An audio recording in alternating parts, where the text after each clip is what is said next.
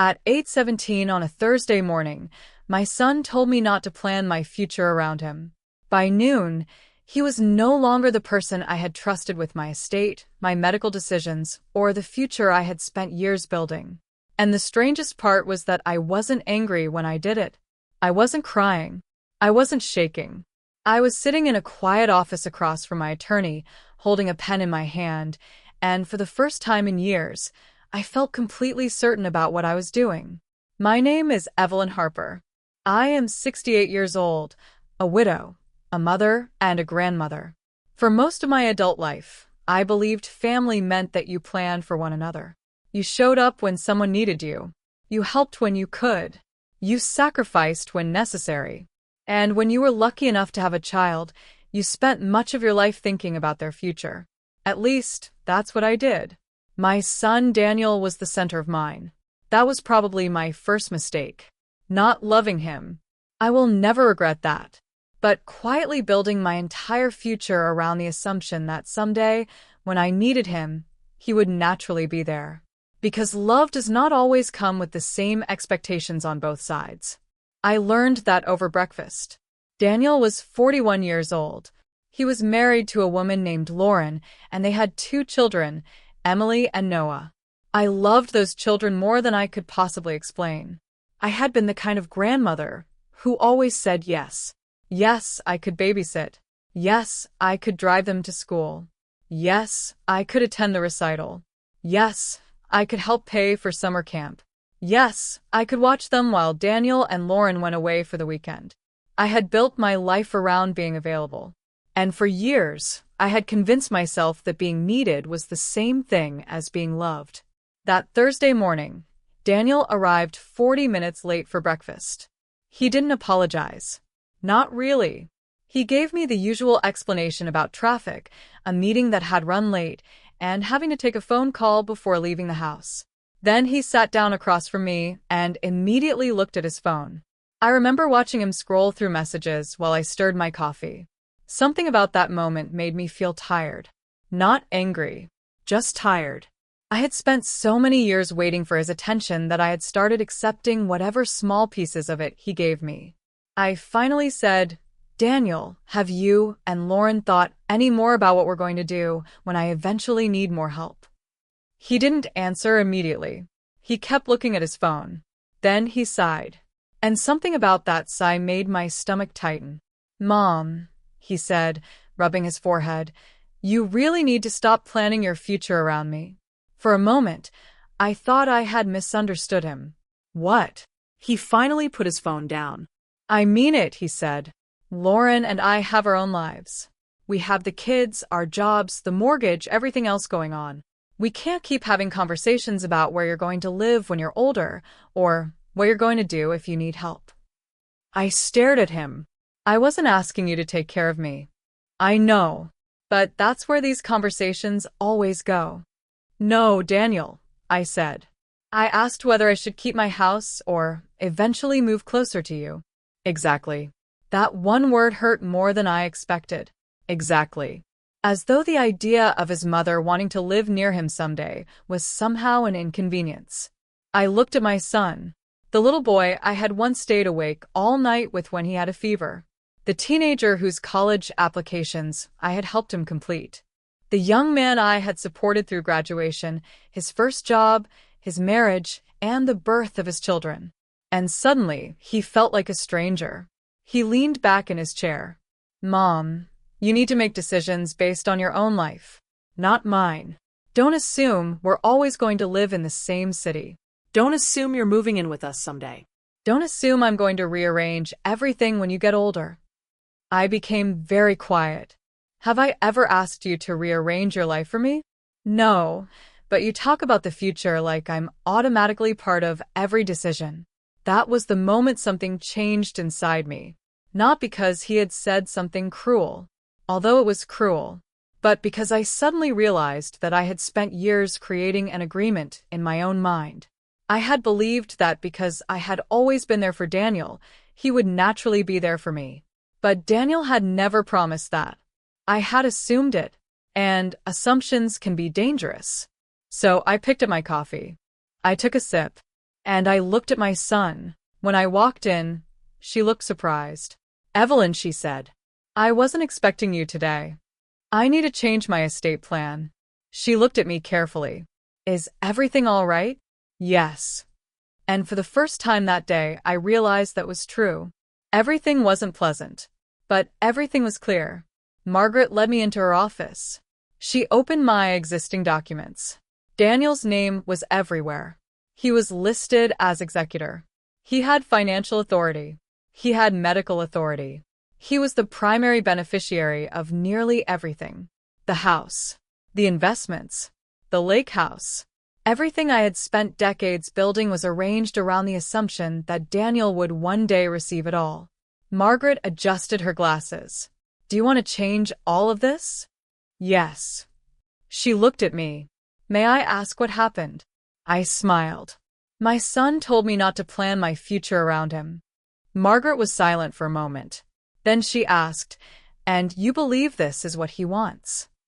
"I believe he wants me to make my own plans." She nodded slowly.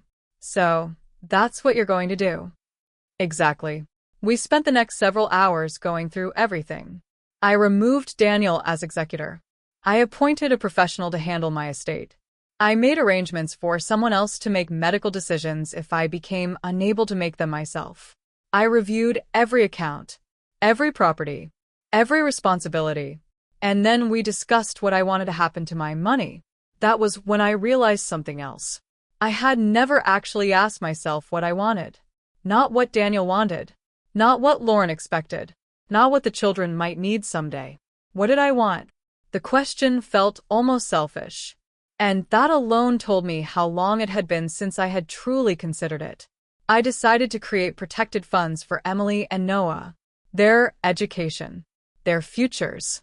Opportunities that would help them directly. I made plans to donate part of my estate to a literacy organization Richard and I had supported for years. And Daniel?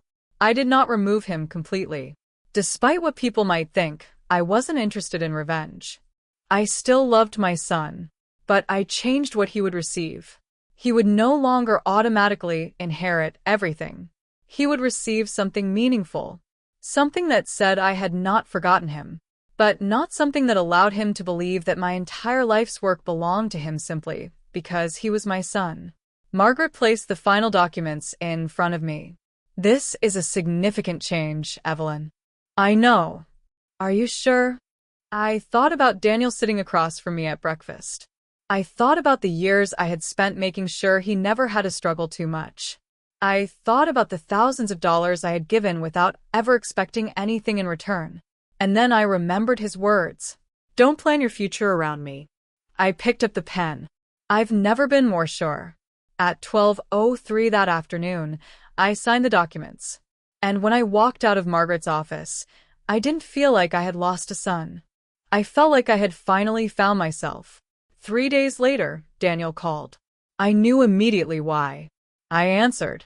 "Hello." "Mom." He sounded angry. "Yes. What did you do?" I stood in my kitchen and looked out the window. "What do you mean?"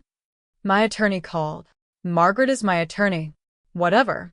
"She said I'm no longer listed as executor of your estate." "That's correct." Silence. Then he asked, "Why?"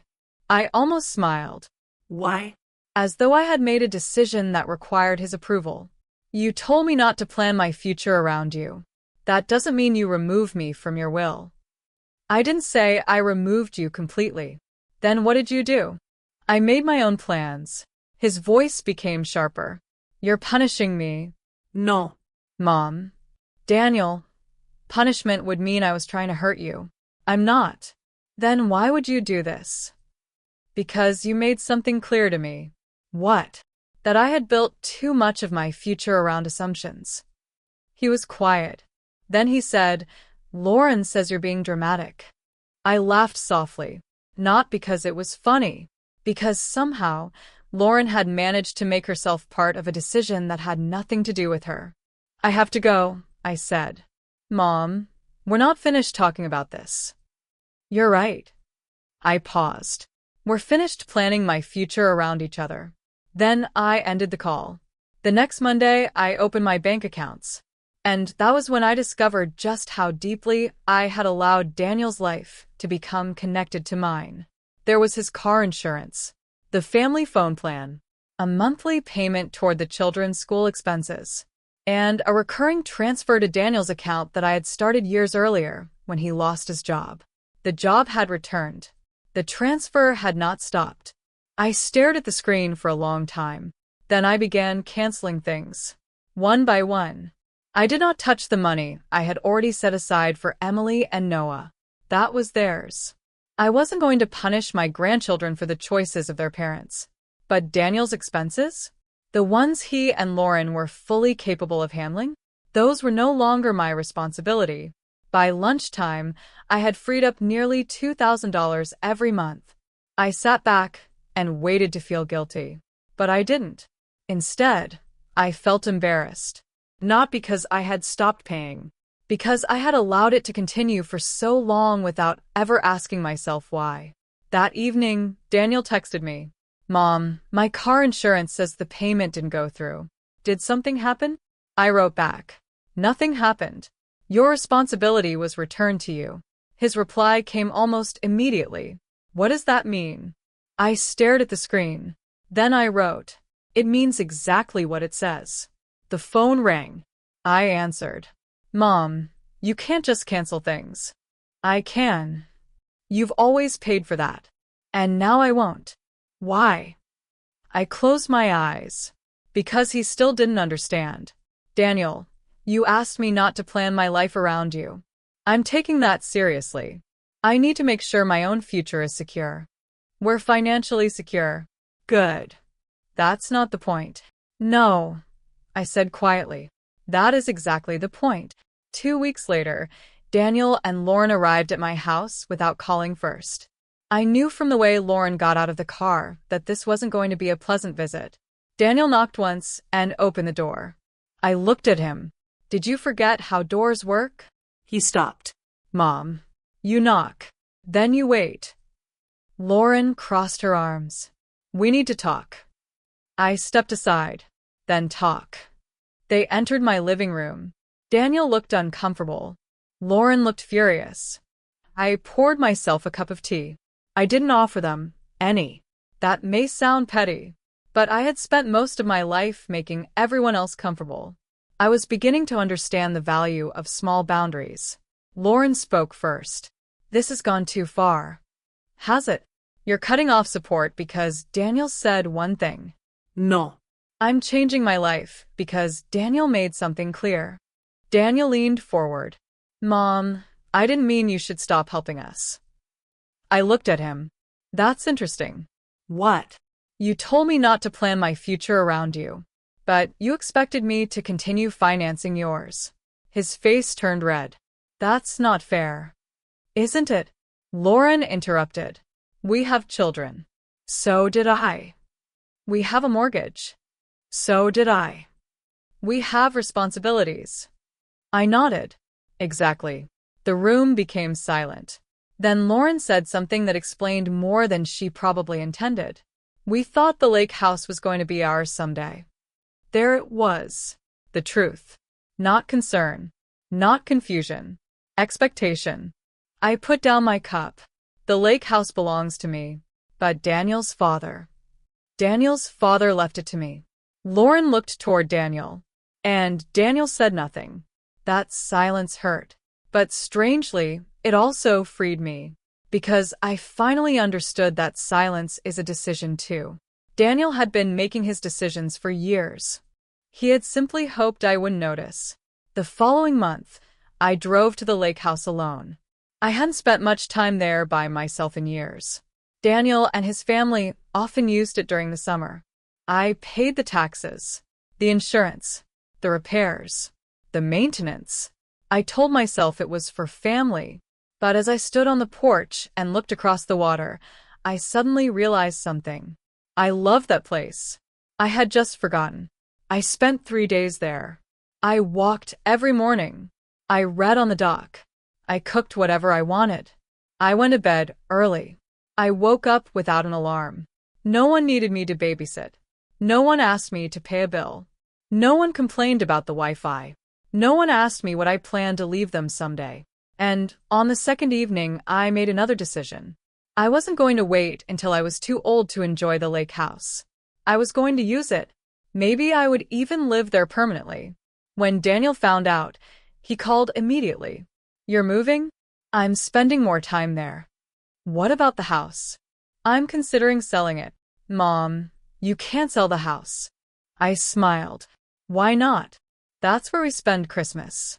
We can celebrate Christmas somewhere else. That's where the kids grew up going to grandma's. The children are welcome to visit me wherever I live." Lauren isn't happy. Lauren doesn't own my house. "Mom, Daniel."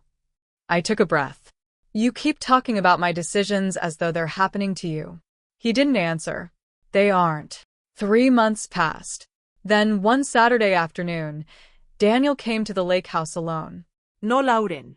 No Emily. No Noah. Just Daniel.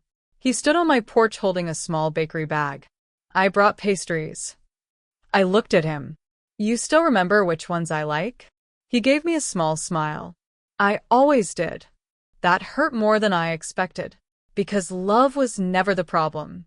That was what made everything so complicated. I let him inside. We sat at the kitchen table. For nearly an hour, we talked about ordinary things. His job. The children. The weather. Then he became quiet. "Lauren and I have been fighting." I didn't react. "About what?" Money. "The house. Everything." I waited. He looked down at his hands. "I didn't realize how much you were paying for." "No," I said gently. "You didn't." He nodded. "I think I just got used to it." "That's possible.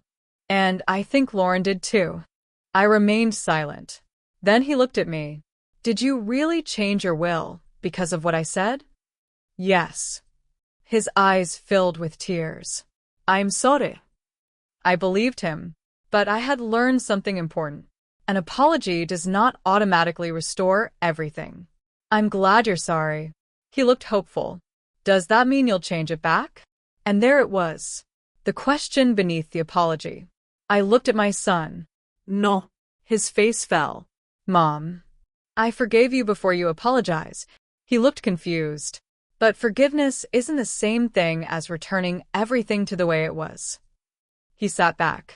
This time, he didn't argue. Over the next year, my life changed. I sold my large house. Not because Daniel wanted me to, because I wanted less to maintain. I moved permanently to the lake house. I renovated the kitchen. I joined a book club. I started volunteering twice a week at a literacy program. I traveled. I visited friends I hadn't seen in years. I took trips I had always postponed. And every time I did something new, I had the same thought. I could have been doing this sooner. Daniel hadn't stopped me. That wouldn't have been fair to say. I had stopped myself.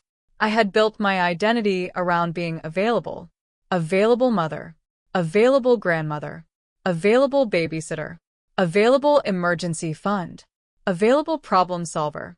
And when Daniel told me not to plan my future around him, I finally understood how much of my own future I had placed on hold. My new estate plan remained unchanged.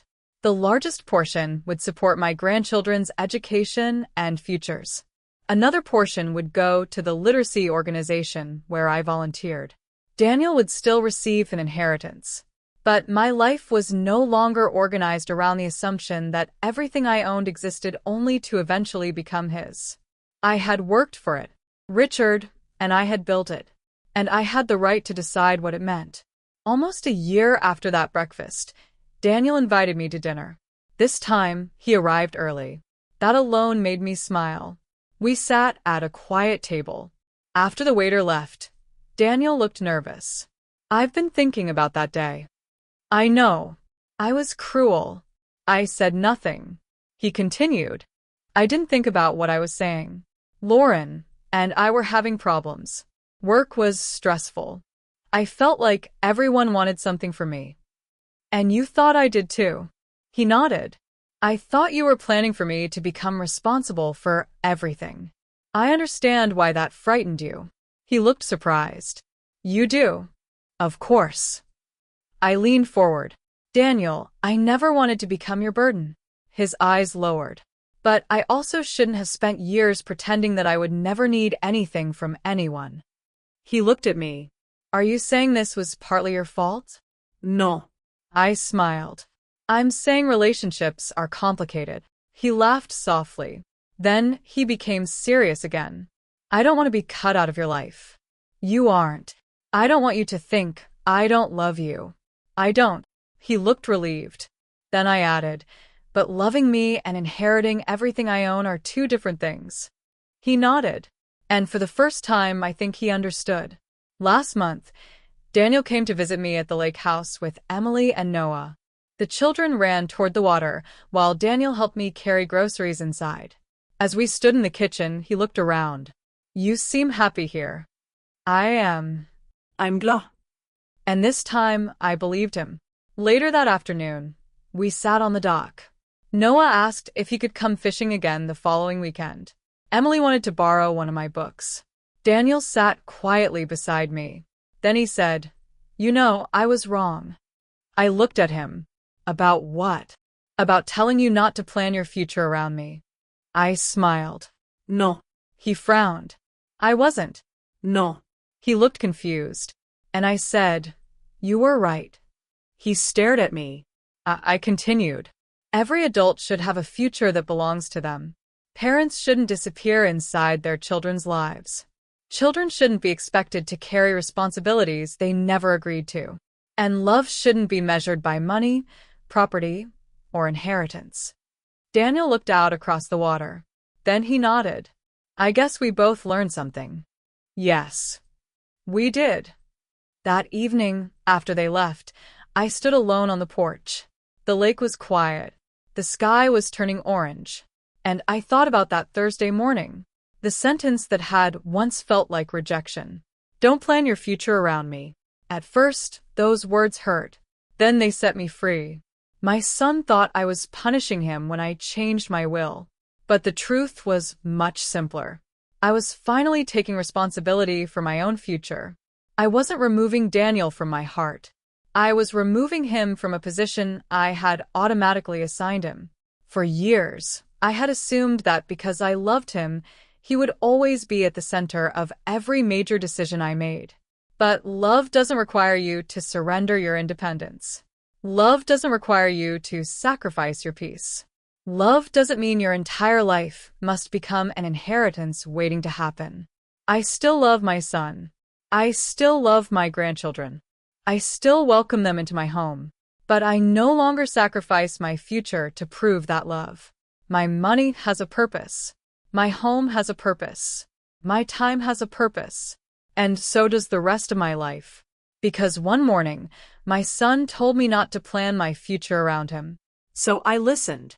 And by noon, I had changed my will. Not because I wanted him to suffer, but because I finally understood something I wish I had learned years earlier. Your children can be part of your life without becoming the owners of your future. You can forgive without surrendering. You can love without financing. You can help without becoming responsible for everything. And it is never too late to stop building your life around what everyone else expects from you. Sometimes, the person you have been waiting for permission from is yourself. And when you finally give yourself that permission, you may discover that your life isn't ending. It's simply beginning again.